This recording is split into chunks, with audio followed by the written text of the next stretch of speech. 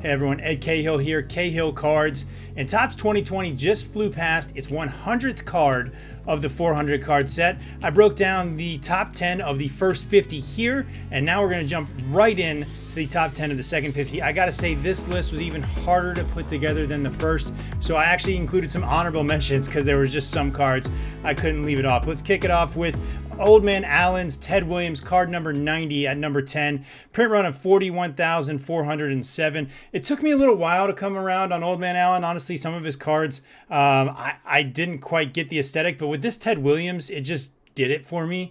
It fits the old school aesthetic. I think it blended perfectly. I think it was a perfect combination of styles here between this original card and Old Man Allen's art form. And to me, this one was one I had to pick up. I'm a big Ted Williams fan, and I've picked up a lot of the Ted Williams cards for my personal collection. And this was one from Old Man Allen I picked up right away because I thought it just fit, and I thought it deserved to be number 10 because I think every artist here needs to be represented in some form or fashion as we get through these countdowns. And this one just really stood out to me from Old Man Allen in terms of his work, and I really started to grow an appreciation after this card 90 in the set. Card number 9, his only second card in the set, Don C's Cal Ripken, number 92. I loved this card. I was a little, again, it takes me a while to get to a rhythm with these artists, and Don C kind of got me just in his second card. Love the Iron Man call out with the 99.5 on the bottom. Love the colors. This is one of the cards, and I've started to get a lot more of these in hand, and some of the cards I maybe just missed a little bit have actually really started to pop when you get them in hand. It's just different. It just comes across different in person. For instance, I just got the Sophia Chang Ichiro, and that one, even though it seems simple to me, just even bounced off the cardboard when I got it in person. And this card I feel like is going to do the same, and I think all of Don C's cards will do the same. He's really impressed me. I think it's just a different take. It's refreshing because he came in so late. This card had a print run of 41,392. The Cal Ripken comes in at number 9. At number 8, Andrew Thiel's Nolan Ryan at number 67. I thought Thiel had a lot of good cards in this second 50. His Jeter was in consideration for me, but the amount of detail on this Nolan Ryan, especially the duel in the shoulder and the amount of detail in the back and the color of this card, Mr. Met down in the bottom corner, it just really stood out. And I think when you start to look at his cards, you really just see that attention to detail. And I think that's why he's been one of the fan favorites and has been one of the best sellers in this set, is because of that attention to detail. And there's, when you're looking for a card to keep and to hold on to, and especially if you're a Mets fan or a Nolan Ryan fan, those little details mean a little something to you. And I think he's done a great job at giving that meaning in each card, which I think does make a big difference. A print run of just 7,382 for this card, which in our first video would have seemed like a big one, but in the second 50, that's a pretty small print run. And speaking of people that have grown on me, number 7, Sandy Koufax, number 76 by Fucci, or Fusi, I'm sorry, I'm not exactly sure how to say it. Print run of just 6,607. Another guy it took me a while to come around on. The style is different, the no-face style. And this was the card to me that, because I think it was so in your face with Koufax, I really loved it. The treatment on the letters, the clouds, the style just all comes together on this. And this was a must-have for me. I just think it's such a cool-looking card. And I think as the time has gone along, I think I disliked most of Fucci's cards, and now I love almost every single one of them once I kind of got it. And I think that's kind of the theme of this second 50, is I've really kind of started to get some of these artists, and that's one of my favorite parts of Project 2020 is as we've gone along, I'm now a fan of pretty much every one of these artists' work and what they do, and I can appreciate how they do things differently. I think that's what's made this an interesting project. Number 6, number 51, the Ben Baller Mike Trout has become a cornerstone of this set. It was one of the highest print runs at the time at 34,950. The amount of detail, and really, again, and when I started collecting Project 2020, I wasn't actually really familiar with Ben Baller, and I actually tell the funny story of I didn't buy the first card, the Ichiro, which is now number 1 in the set and the card I should have. I didn't buy it because it said Ben Baller did this card, and I was like, who the hell is this guy? Well, now I know who the hell Ben Baller is, and I love the guy. I think he's got a lot of swag and a lot of confidence, and I like that. So now the Ben Baller did this card. I want those cards, and that's again another thing. And the funny thing was with this card, I really enjoyed the card, but I didn't even notice the diamond plated batting gloves until I got the card in hand, which when I saw it, I was like, wait. and I went and checked on the website and it was still there. And I just think he did a fantastic job bringing his own personal brand into this with the chains, blinging out Mike Trout. I think was just a really cool thing, and I've really come to appreciate Ben Baller's cards. Number 5, Ricky Henderson's number 57 from Blake Jameson, a print run of 3,819. Blake Jameson, I think, has done a lot of great cards in this set, but this one, to me, with the colors and his style blended really well. Just the green and the yellow really comes off the card. And I actually don't have any of his cards in hands as of now. This one should be on the way. And I think, again, he is another one where I think these cards will really shine in person because of the style and how they will look on card. And he's done so much good for this community and so much good for this project in terms of how he's activated on social media, and I really appreciate him for that. And it's been great, again, to get to know the artist, to get to know his style and see his work and see him in the workshop and the things he's doing. And so you have to give him credit for that. But I thought the card was beautiful. Love the Ricky Henderson cards in this set. I think it's been one of the most, a card that a lot of the artists have had some of the most fun with, and I've really appreciated all those. Number 4 was number 68, JK5's Roberto Clemente, print run of 8,518.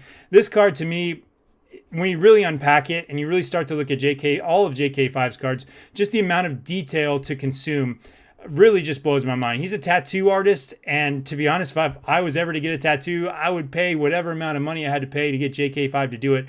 Love his Star Wars callouts in this card, from the Mandalorian to Darth Vader. Love the detail on the face. Just, again, so much to unpack here. What he's done with the Pirates hat, and every card in this set from him has just been absolutely magnificently detailed and so much fun to look into and unpack. And I think a lot of people will come away from this with some of JK5's cards as the favorite in his set, and I think he'll be a popular artist to collect when this is all said and done.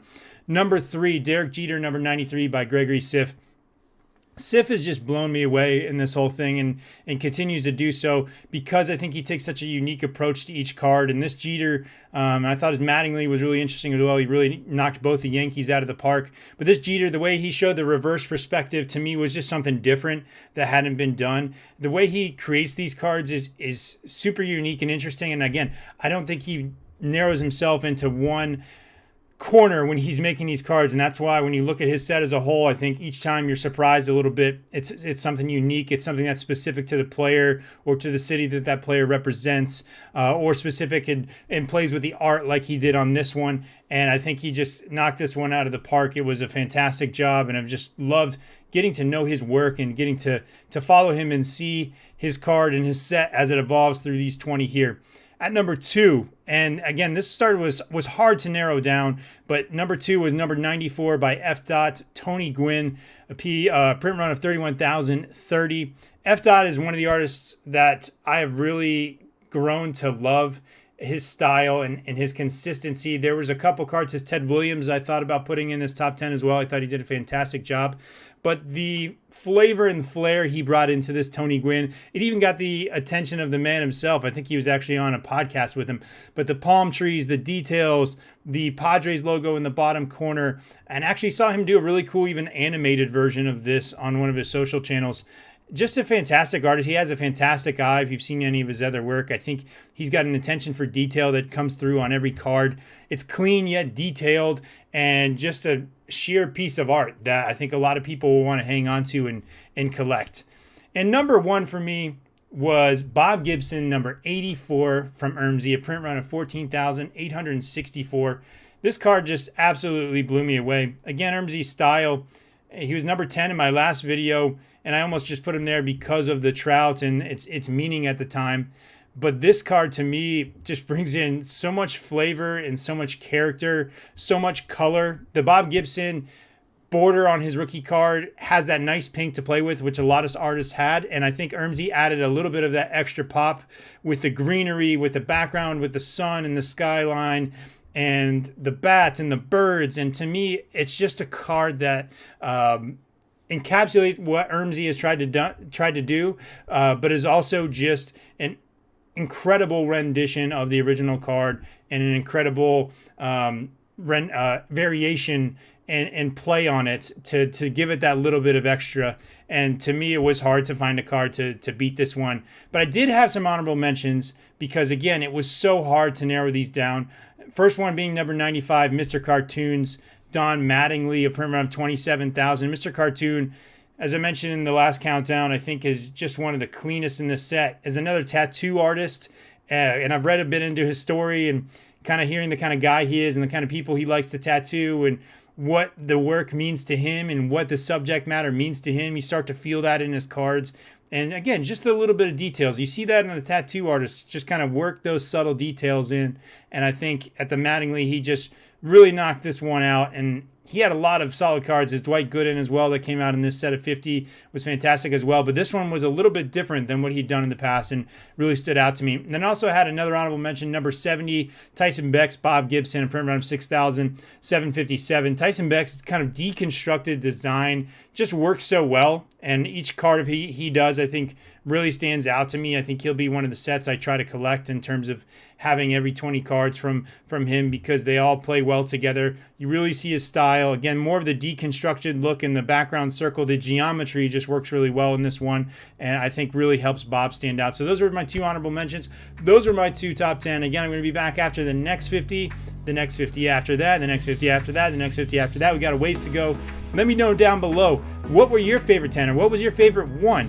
And also please remember to hit the like and subscribe. Trying to turn out as much of this content as you can. Have got a great reception. This has been such a great community, the Topps Project 2020 community, even past, the investors and the sellers. I think the people that have really started to enjoy the art, to get to know the artists, and to really, it gives me really something to look forward to every day, seeing these cards come out and really taking them in every day for what they are. So I appreciate you watching.